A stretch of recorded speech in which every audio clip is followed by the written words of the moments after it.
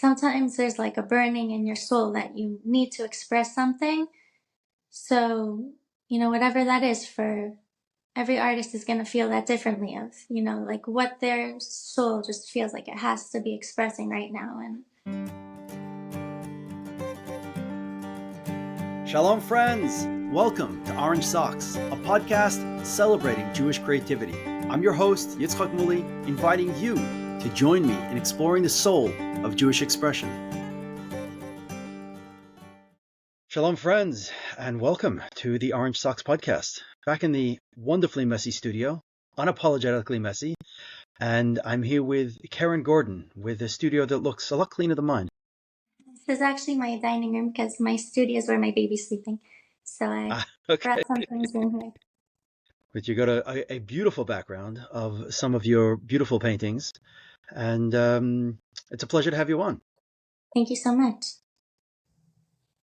So I think you've been you've been giving me feedback. You're one of my dedicated listeners, and you've been giving me feedback on this podcast, and so it's a pleasure to have you here and sharing some of your insights that you've, as a fellow artist and a fellow creative, that you've benefited from this platform. Yes, so, very much. Thank you. So. Thank you.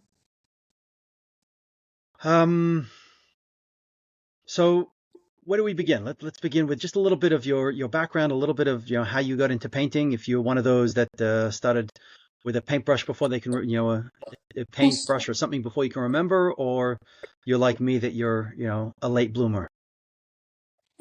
So actually, my father really encouraged me from a young age, and he would say I'm an artist for my scribbles. So definitely he encouraged me very much and would sign me up to art classes. And I remember doing all kind of art classes like on Sundays as a child. Beyond that, I didn't do so much in university. I minored in fine art for maybe a week, if even. I saw very fast that if I stay in the program, I'm going to hate art.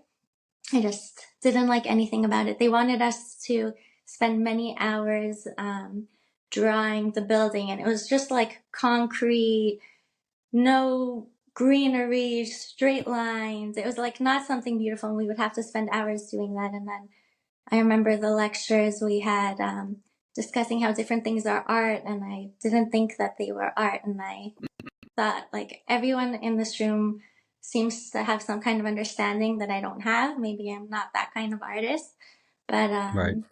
So I very soon decided it's not for me, and I had many paintings that were in different levels of completion, mostly not finished at my parents' house.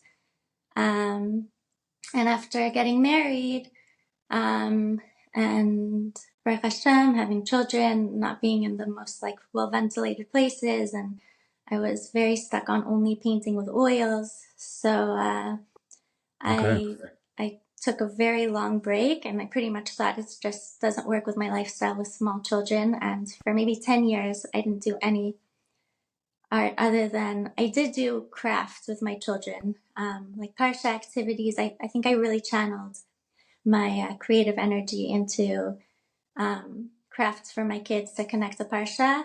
And so for those 10 years, you didn't pick up anything, not a pencil, not nothing? Other than making a Har Sinai out of paper mache and like all kind of things I did for crafts for my kids, but I wasn't really doing the art anymore. And I love baking in very artistic ways. So like I always had it and channeled it, but I wasn't painting for a very long time. That's really interesting. So, yeah, the question that we have is, why do we paint? Why do we create? And is it, if it's out of necessity, then how do we manage to go by that long without, creating? Or is it that we can just switch, to different modes of creativity, as baking, and that fulfills that itch, or is it something that we can really actually turn on and off depending on circumstances? Right. So I'm not sure if it ever gets really turned off. I think it just gets channeled.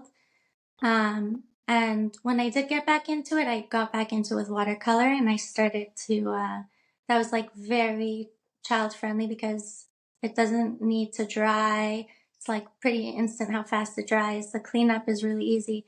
That's how I got back into it. I was doing articles.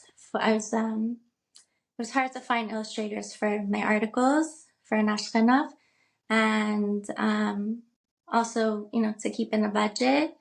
So I tried it myself and that's how I got back into it. And it became like very fast, like very addictive. And I was painting my children and family photos and pictures of them doing mitzvahs. And it became like an outlet after like a very stressful day. Like I need my 2 hours uninterrupted to paint right now.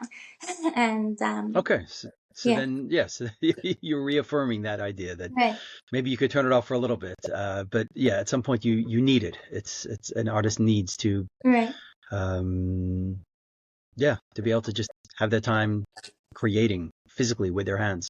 right.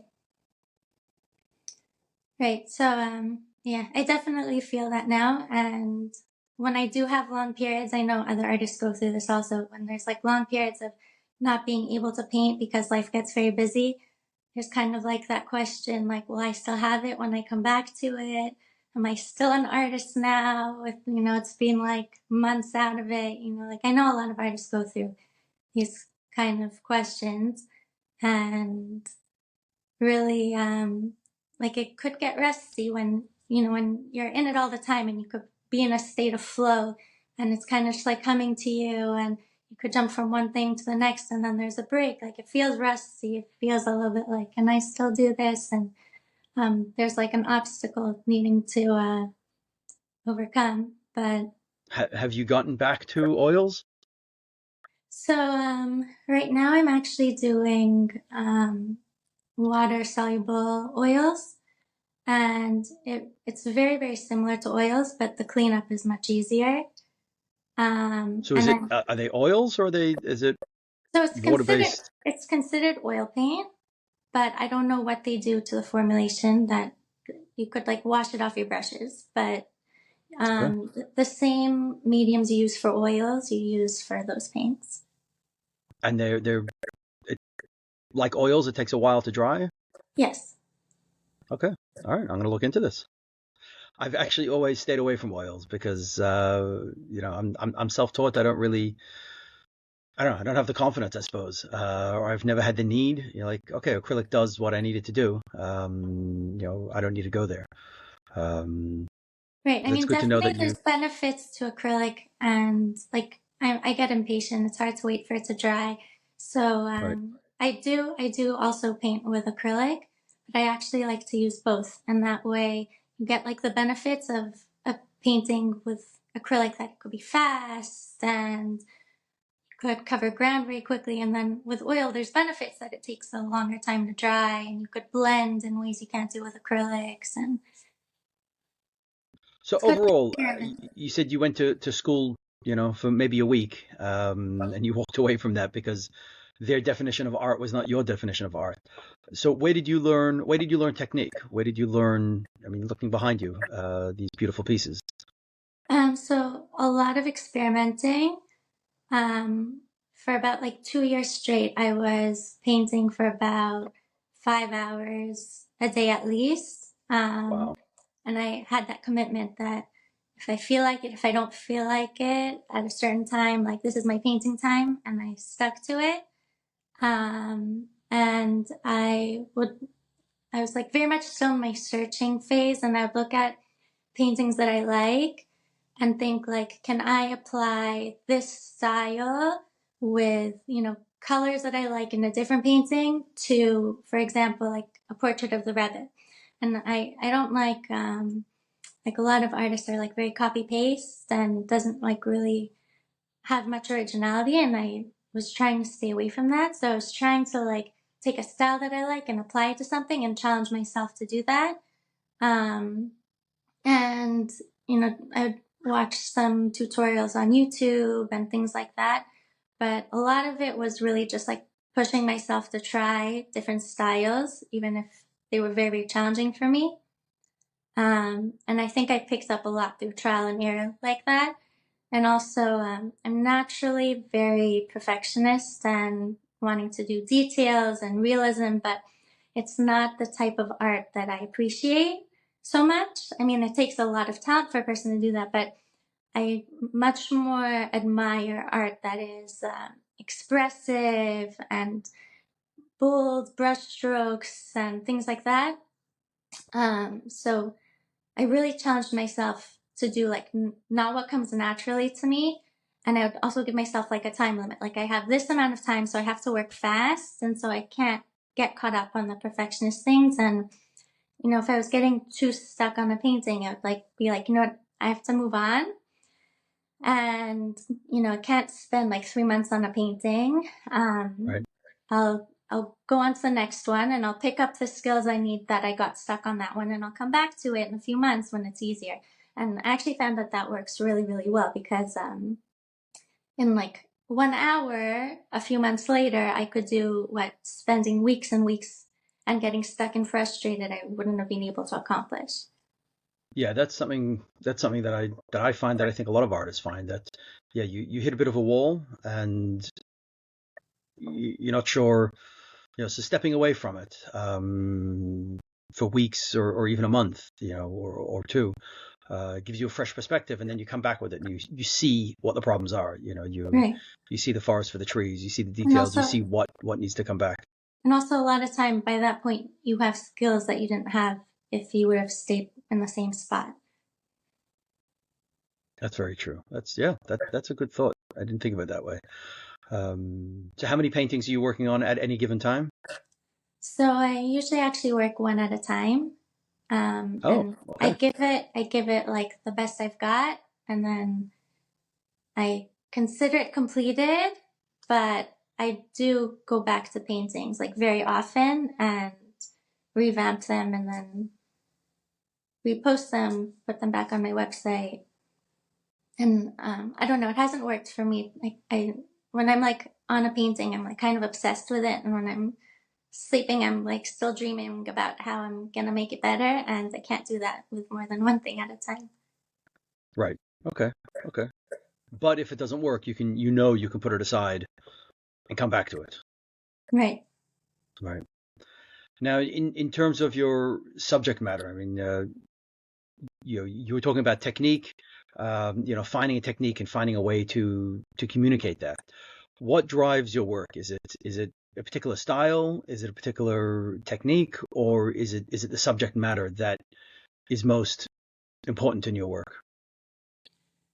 Um, I really try that my paintings will all be Helig, like, you know, something holy that when my children look around the walls, it's something that's like inspiring. And it's actually, I think, something that you mentioned in another class, and I thought in another talk. And the way you explained it made so much sense to me about the Rebbe made initiative of Bais Milas Farim, that we should have a home that is full of books because this is a Jewish home. Like you right away feel I'm in a Jewish atmosphere when there's a lot of Jewish books around. And I think art accomplishes something similar to the atmosphere. So I try that my paintings will be very positive. You know, like even if I'm going through something difficult, like I don't want gloomy paintings. I want that my paintings will be uplifting to the people who see them. I want that they will be Jewish, like whether it's a Torah or a Beis Hamikdash or the Rebbe, the Rebbetzin. Like I want that it'll be Jewish themed. Um, and even like I love painting flowers. I've only maybe painted like two paintings that are maybe a bit more than that. So the paintings that I have on my walls are like they're all very religious Jewish themes.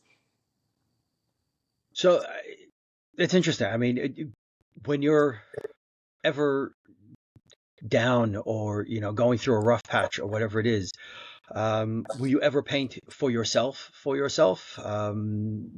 the watercolors or something that doesn't need to be shared with the world, but is it a way of you helping yourself through it, or you committed that although everything must be positive and uplifting and spiritual and holy?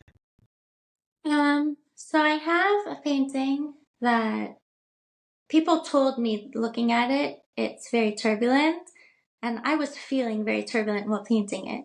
And, I guess like the way the paint splattered on it. And um, when I finished the painting, I didn't like that turbulence. And I think when I was in a better place emotionally, I painted over some parts and it looks like a peaceful, happy painting now. And I'm happier with it. So, like, I think whatever an artist is feeling, it's going to come out in their work. But I don't know, do people really want to have on their walls something that brings them down because it's infused with some negativity? And including myself, like, do I want that in my home? I don't want that in my home.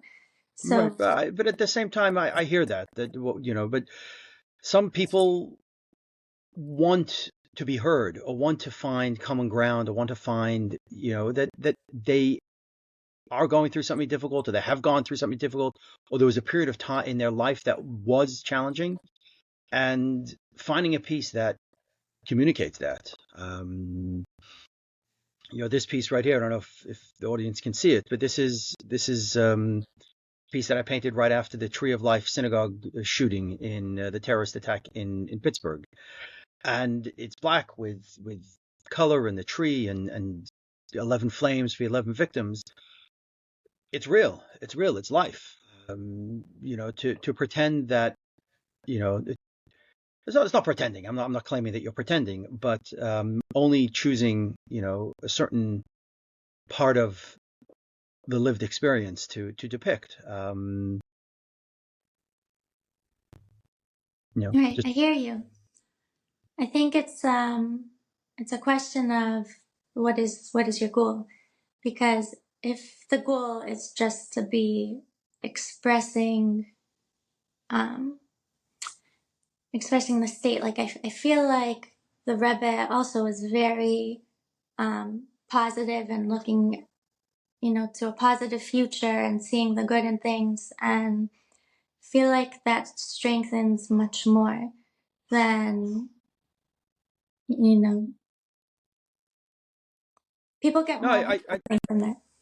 I definitely hear you, and I don't know if I'm really playing the devil's advocate, but to be fully to choose not to express yourself in certain ways when you're feeling certain things, and the year cycle, we have the year cycle itself has ups and downs. As Shivasa Batamos and Tisha B'av, there are the saddest days of the year, and there's Tisha B'av and then there's Tu B'av.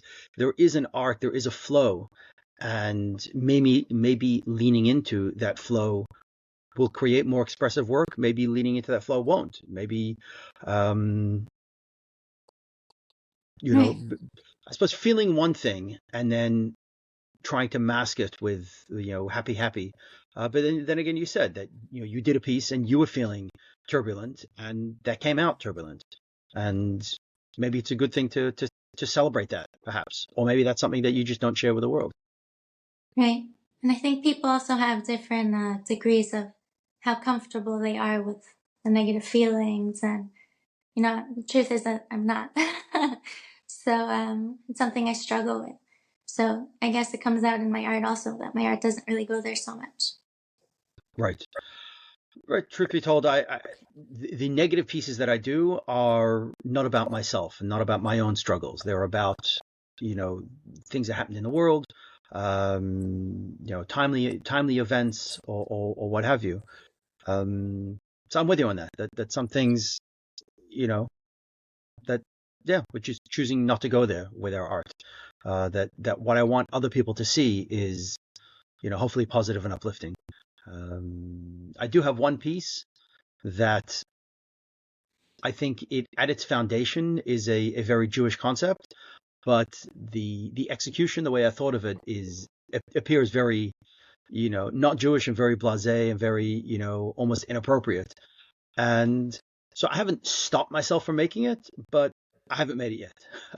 So there is a concept out there that, it's not negative, it's not dark, but yeah, is this what I want to share with the world? Is this what I'm choosing to want to share with the world?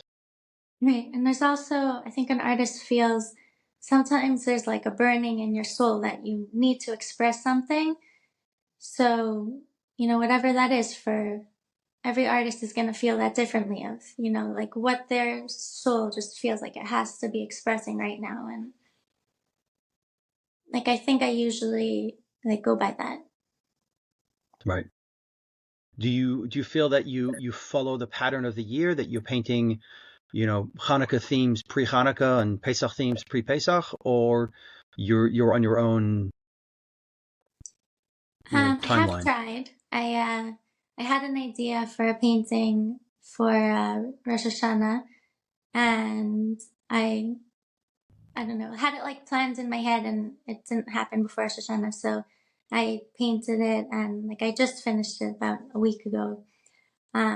So I didn't let it stop me that the time already passed. Like I really wanted to make that That's good. painting.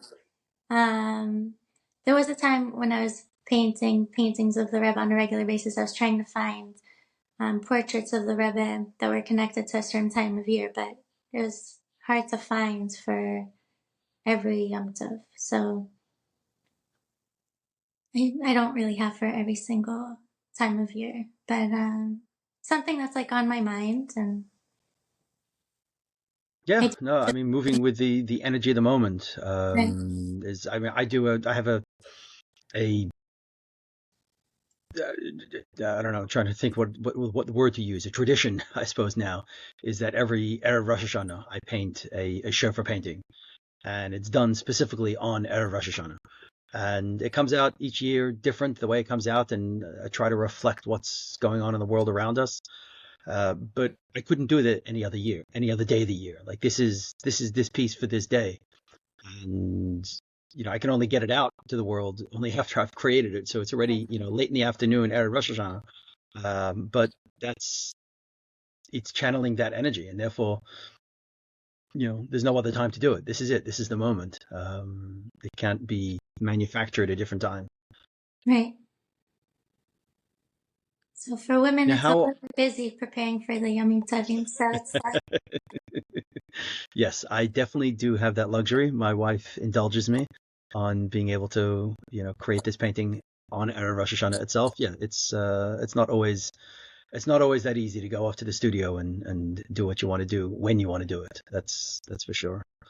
How do you balance motherhood and painting, and when motherhood takes up more of your time than allows for painting? How do you create that balance? um. So when I'm in the middle of a painting, it's much easier for me to have my children around and dealing with the distractions.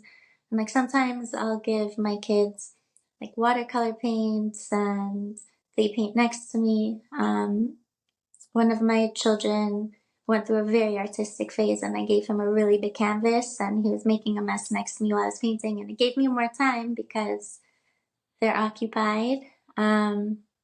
I usually do try to paint when they're sleeping, and so I did have like a stretch of time that I had a lot more time, and I was able to put in at least 5 hours a day. And Wow, that's a lot of time. um, yeah, Baruch Hashem, it was like a very nice period of time. And now, Baruch Hashem, I have a baby that I'm busy with, and I'm going around her schedule, and I slowed down a lot. And I'm accepting that life has seasons, and there's going to be time to invest more in my art and then the business side, and then there's times to take a step back and know that like there'll be at the time to come back to it in full force. But I do try, like, still, like, it takes me longer now in the painting. Like I might be on it for 3 weeks when I would have been done in 2 days at a different time period, but Baruch Right. Hashem.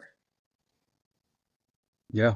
No, that makes sense, and that's you got to work with what you have, and how, the ebb and flow of how it comes.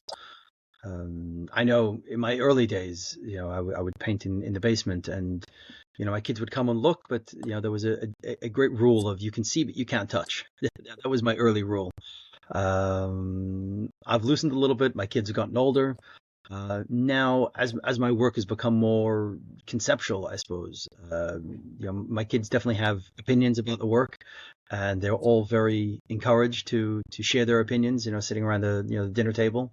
Oh, but what about if this? What about if that? How about you do this, or can we do that? Or um, so it's nice to have the kids to some degree as part of the artistic process, even if you know in the studio itself, they give me the space. They'll come, they'll watch whatever it is, but they'll give me the space to create on its own. Right. I also have that benefit that I paint in my kitchen, so for my children, it's like part of life. And people always ask me, aren't you scared they're gonna mess up your paintings? And Baruch Hashem, they've learned not to touch, and mommy doesn't let us throw balls around the kitchen, and. Right. Yeah. Yeah. What do you think the benefits are for your kids? What for them growing up, seeing you create, seeing artworks come to life in their kitchen. Um, Um, so I think in some ways, might be more of a challenge for them to have to overcome on their own. That I think it made them kind of perfectionists, that they compare themselves to me and they're always like, I need you to fix this for me. And it's hard for me to get them to work on it on their own. Whereas I think if they weren't comparing themselves to me, it might be easier. My oldest, I think, would have talent to develop in terms of painting, drawing, and I think that the perfectionism is a little bit crippling, and I haven't been able to help her work past that. But she's channeling it to music, and she's very gifted in that way.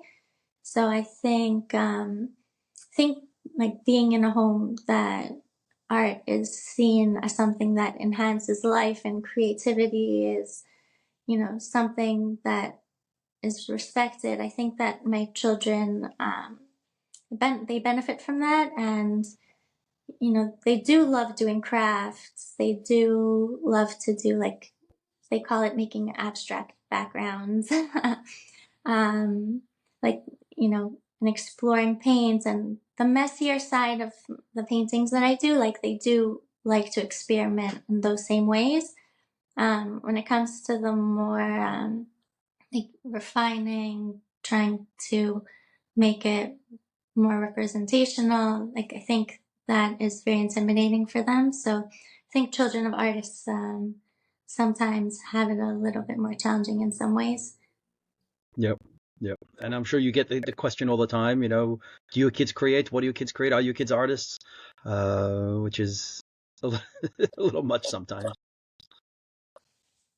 Well, I think probably, I'm sure, like, some of the genes and the way the brain works runs in families. So it's a fair question, and I definitely see, like, my children in a lot of ways. I see, like, which children are more right brains and which children are more left brains, and No, that's good. We develop them slowly, gently, right, and everyone in see where their they own. end up. Yeah, yeah.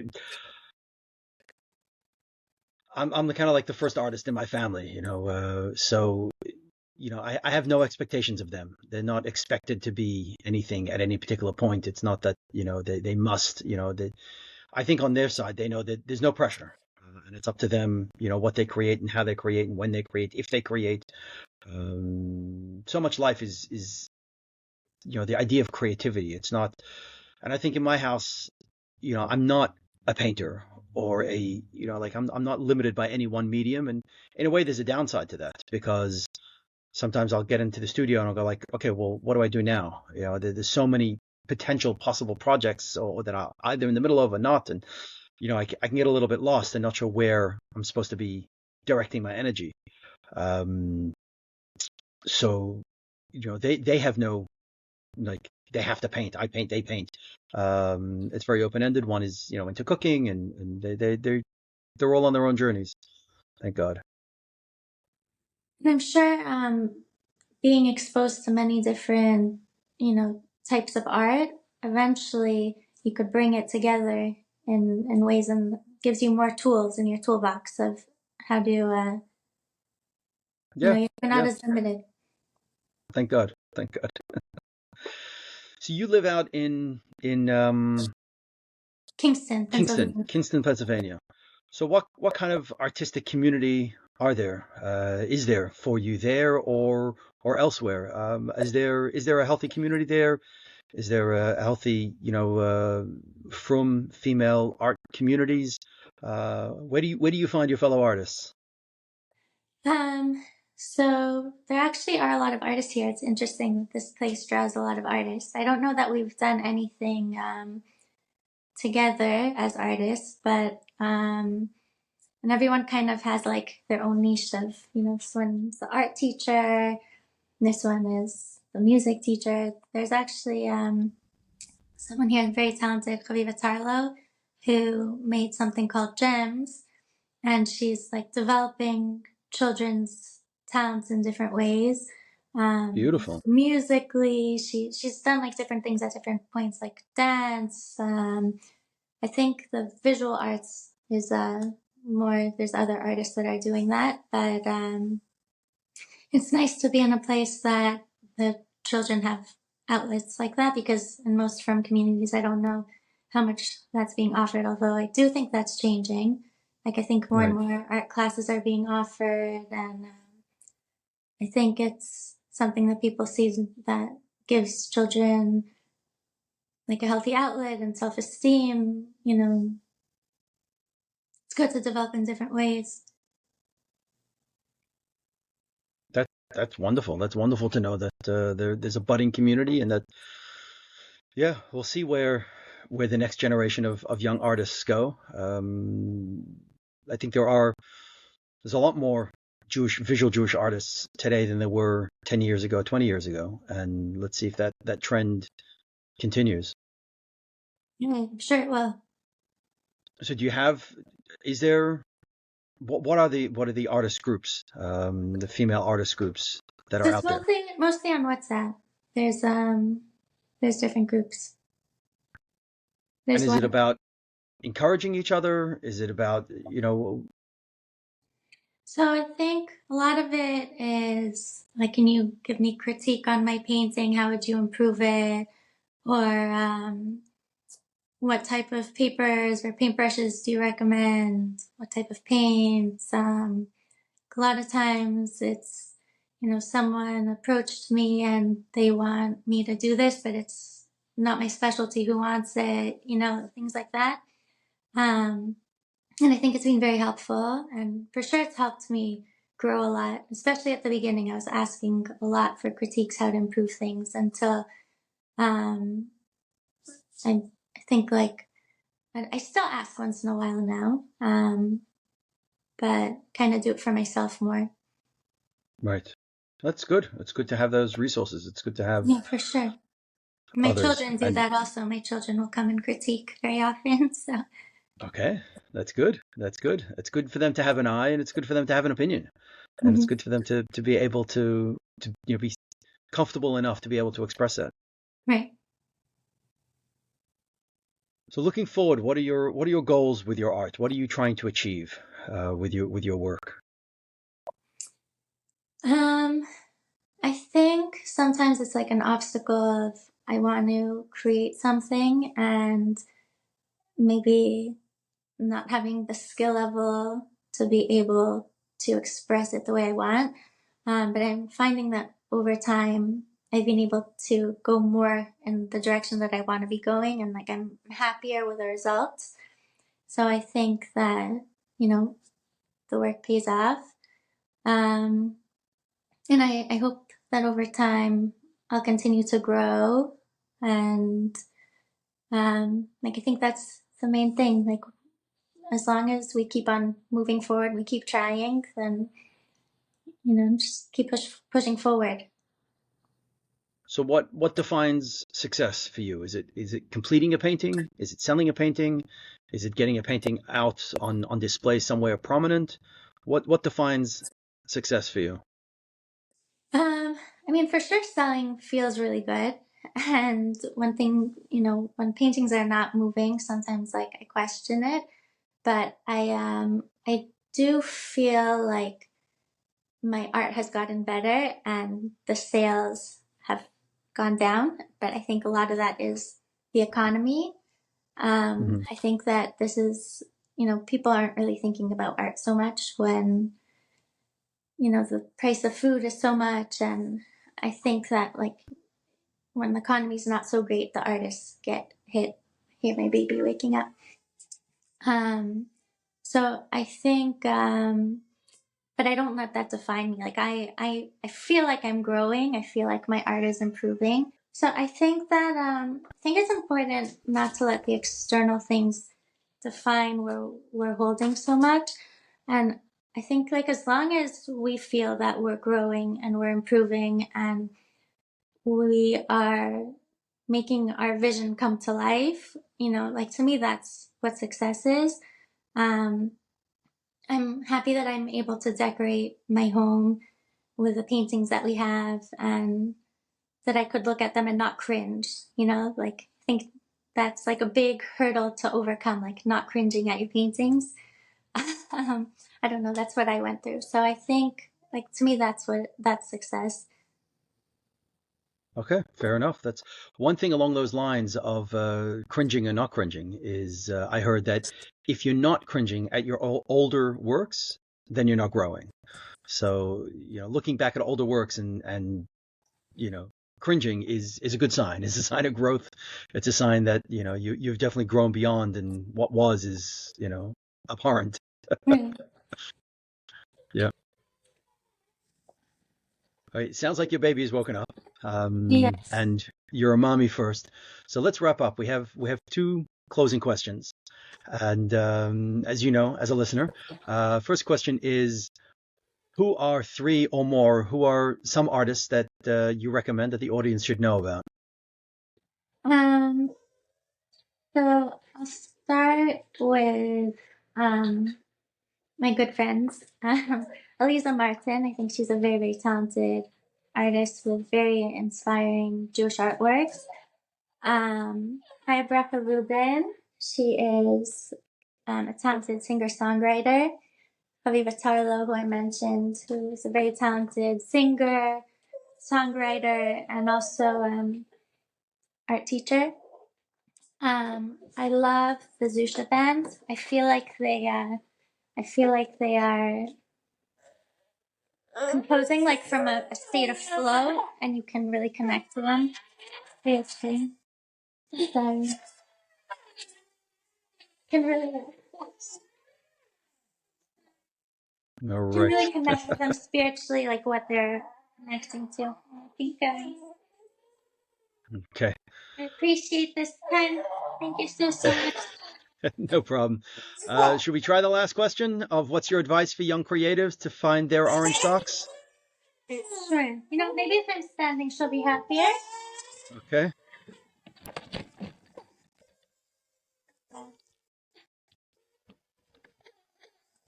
Yep, definitely juggling is part of your job and part of reality. Right. Okay. I'll try to keep it not on my baby. Okay. Sorry about that. No worries. Okay, so my advice for creatives, I think it's really important to keep on going. You have to be strong and keep on picking yourself up. And there's like a lot of times that you feel like a failure. Like, when a painting goes wrong, I don't know why, but it feels so personal. And like sometimes you just feel like I need this out of my house. Like I can't look at this. And I think it's because we invest ourselves so deeply in the art that we make. Like we're expressing our essence. So when it goes wrong, I don't know why it has such a deep impact, but it's just so important not to let that define you and know that we learn just as much from our mistakes as we do from the ones that turn out well. And, daven, daven while you paint, before you paint. Um, Let yourself be a vessel that Hashem can work through you, whatever Hashem wants to reveal in this world. And yeah, just keep trying, keep moving. Amen. Amen. Okay. Karen, thank you very much. And go take care of your baby. Thank you so much. Thank you. Bye.